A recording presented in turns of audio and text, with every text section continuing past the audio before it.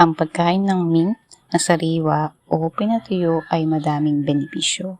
Ang unang target ng mint ay i-repair at linisin ang ating kidney, pero bukod dito ay madami pa itong benepisyo. Isa na dito ang natural na pagpapabango ng hininga.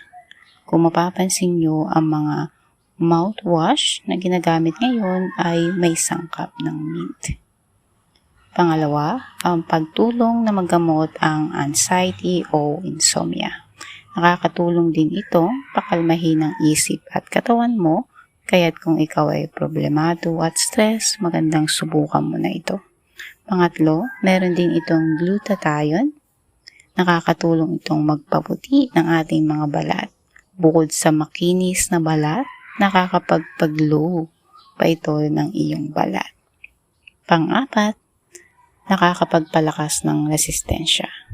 Ang mint ay mabisang gamot sa ubo dahil tinatanggal din nito ang bakterya na nakabara sa ating daluyan ng paghinga at nakakatulong din ito sa pagpapalakas ng ating immune system. Panglima, nakakatunaw ng kolesterol. Nakakatulong din ito makapagpababa ng timbang dahil tinutunaw nito ang kolesterol sa ating katawan. Sa mga benepisyo ng mint ay makikita na hindi lang sa panloob ng ating katawan, pati na din sa labas ng kanyuan.